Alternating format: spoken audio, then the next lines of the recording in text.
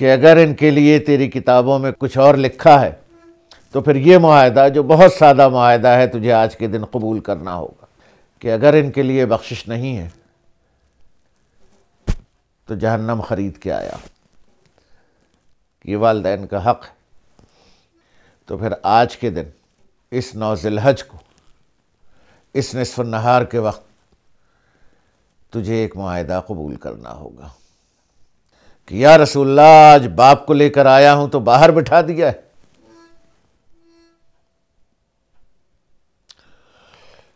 ایسی فریاد اور اتنے زور سے کہ میں خود اچھل گیا کہ اس ادب کی جگہ کیا کرتے ہو؟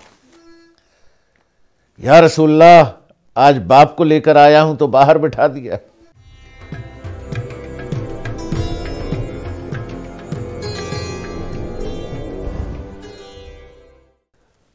حج پہ گئے،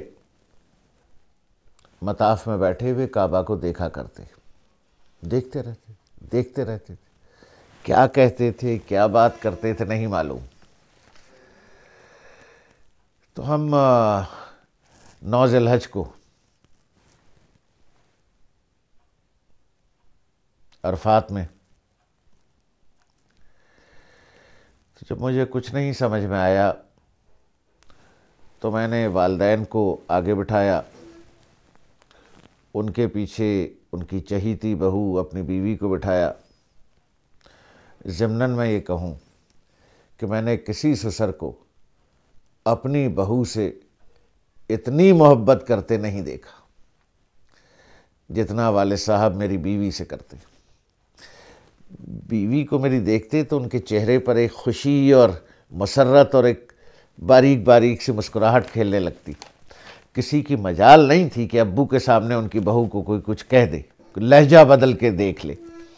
میری جرت نہیں تھی کہ والد صاحب کے سامنے اپنی بیوی سے تیز لہجے میں بات بھی کر سکوں۔ تو اب ابو کو اور امی کو بٹھایا، ان کے پیچھے ان کی چہیتی بہو کو بٹھایا اور خود بیٹھا ظہر کے وقت، اور میں نے گزارش شروع کی کہ رب العالمین یہ میرے والدین ہیں، انہیں بخش دیجئے۔ اور جیسے گفتگو کی جاتی ہے، جیسے دعا کی جاتی ہے، بہت دیر تک وہ دعا کرتا رہا، لیکن پھر یہاں تک ہوا کہ بحث اور مباحثہ اور جرا شروع ہو گئی۔ تو میں نے اپنی دانش میں یہ کہنا شروع کیا کہ اگر تیری کتابوں میں ان کے لیے بخشش نہیں ہے تو پھر آج کے دن اس 9 ذی الحج کو، اس نصف النہار کے وقت تجھے ایک معاہدہ قبول کرنا ہوگا۔ جہل کی انتہا ہے اور میں ہوں اور میں اڑ گیا، اور میں اب اللہ کو یہ بتا رہا ہوں کہ میں انٹرنیشنل ایگریمنٹس پڑھنے کا اور لکھنے کا ماہر آدمی ہوں۔ تو آج میں ایک معاہدہ لکھ رہا ہوں اور آج کے دن تجھے یہ ایک معاہدہ قبول کرنا ہوگا۔ بڑی دیر اس میں لگ گئی کہ اگر ان کے لیے تیری کتابوں میں کچھ اور لکھا ہے تو پھر یہ معاہدہ جو بہت سادہ معاہدہ ہے تجھے آج کے دن قبول کرنا ہوگا کہ انہیں چھوڑ، انہیں معاف کر، ان کا عذاب میں خریدتا ہوں، ان کی جہنم میں خریدتا ہوں۔ آج کے دن یہ معاہدہ منظور کر۔ بہت دیر لگی۔ حج سے واپس آئے تو ایک صاحب دل نے پوچھا کیا رہا؟ میں نے کہا کچھ نہیں۔ پھر کہا ہاں ایک معاہدہ کروا لیا ہے۔ کہنے لگے کیا؟ تو نے معاہدہ بتا دیا کہ اگر ان کے لیے بخشش نہیں ہے تو جہنم خرید کے آیا۔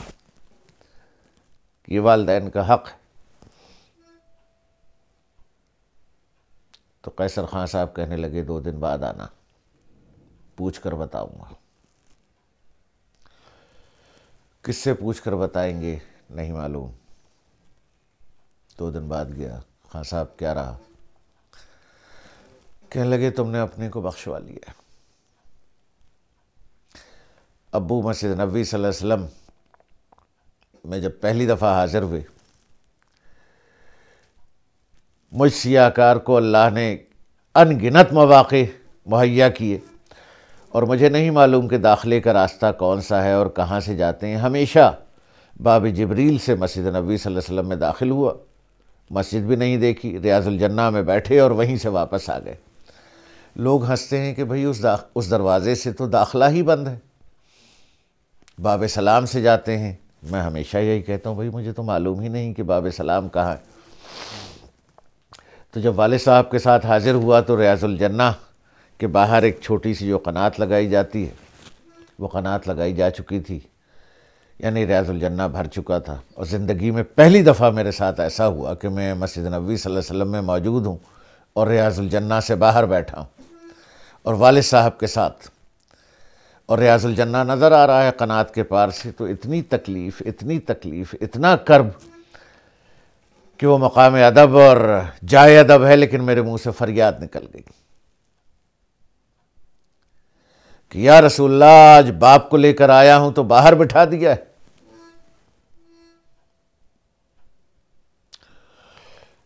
ایسی فریاد اور اتنے زور سے کہ میں خود اچھل گیا کہ اس ادب کی جگہ کیا کرتے ہو؟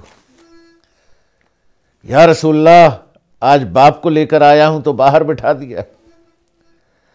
آپ یقین کریں گے کہ اگلے دن وہ دروازہ مسجد نبوی صلی اللہ علیہ وسلم کا جس سے داخلہ ممنوع ہے،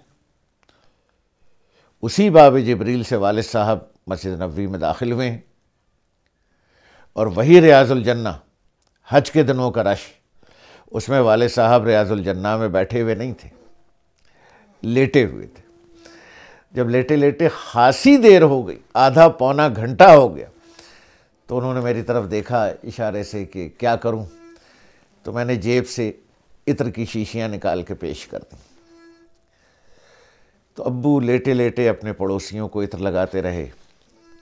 پھر جب پڑوسیوں کو لگا چکے تو ریاض الجنہ کے قالینوں پر عطر چھڑکتے رہے اور عطر ملتے رہے۔ پھر وہ شیشیاں انہوں نے مجھے واپس کر دیں، جن میں تھوڑا تھوڑا عطر باقی تھا۔ وہ شیشیاں میں نے سنبھال کر رکھ لیں۔